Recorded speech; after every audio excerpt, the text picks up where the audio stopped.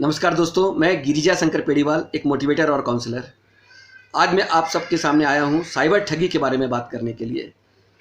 आए दिन हम अखबारों में और टीवी चैनल पर, सोशल मीडिया में, व्हाट्सएप पर पढ़ते रहते हैं कि फलाना आदमी के बैंक अकाउंट से इतने लाख रुपए निकल गए, किसी के कार्ड से दुनिया भर की परचेजिंग हो गई। और हम अपने आप को देखते हुए उस खबर से भी और अफसोस करते रह जाते हैं कि अरे कितना बड़ा बेवकूफ़ आदमी था और वो क्यों अपना पासवर्ड बता दिया, क्यों अपनी डिटेल दे दिया।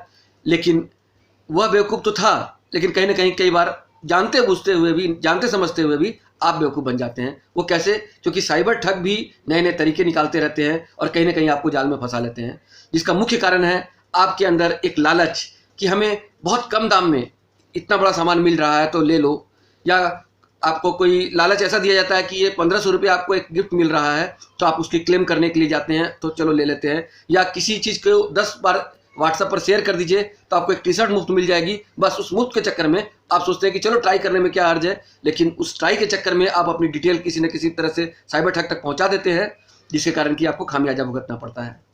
दोस्तों, ये काम तो शुरू हुआ था एसएमएस से, लॉटरी निकल गई है बोल करके, फिर मेल आने लगे कि आपके नाम पर कोई संपत्ति छोड़ करके मर गया है। और जब आप उससे बचते बचते अब आगे के युग में पहुंचे तो अब आपको ऐप्स के अंदर पॉपअप आते हैं, एडवर्टाइजमेंट के आते हैं कि आपको इतने रुपए कहीं ना कहीं से इनाम मिल रहा है, जिसे आप अपना क्लेम करने के लिए इस साइट पर जाइए।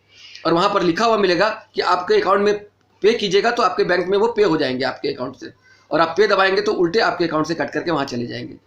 तो दोस्तों, हम लालच में जब तक पड़ते रहेंगे, ऐसे ही साइबर ठग फायदा उठाते रहेंगे। मेरी कई साइबर ठग से जब वो मुझे ठगने की कोशिश करते हैं, मैं सावधान हो जाता हूँ, तो मैं उनसे सीधे बात करता हूँ कि भाई आखिर ऐसा क्यों कर रहे हो और तुम कैसे कामयाब हो जाते हो। बोले कि भारतीय लोगों में लालच की कमी नहीं है, हम कुछ ना कुछ बोल करके उन्हें फंसा लेते हैं। और अभी हाल में तो कुछ केसेस ऐसे आ रहे हैं कि OLX पर सामान कम दाम में मिल रहा है, आप लालच में फंसते हैं, सामने वाला बोलता है कि आप जेन्युइन आदमी है कि नहीं, आप मुझे 5 रुपये ट्रांसफ़र करो, 1 रुपया ट्रांसफ़र करो। आप गूगल पे से या वो पेटीएम से बोलता है ट्रांसफ़र करने के लिए, लेकिन आप जब ट्रांसफ़र करने जाते हैं, उल्टे वो नरेशन में तो लिखा रहता है 5 रुपया, लेकिन हकीकत में वो ऊपर में 10,000 से 20,000 रुपये का अमाउंट देता है और आप पे बटन दबाते हैं, उल्टे उसके अकाउंट में चला जाता है।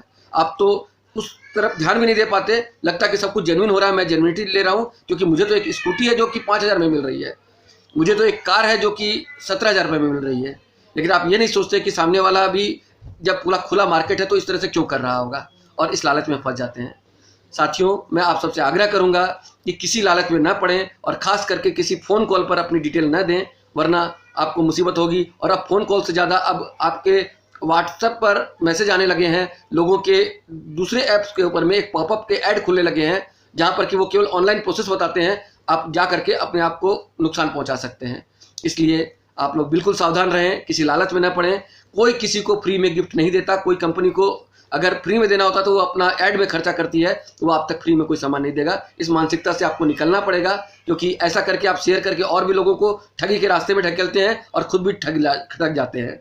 इसलिए आप अपना ध्यान रखें और साइबर ठगों से सावधान रहें। धन्यवाद।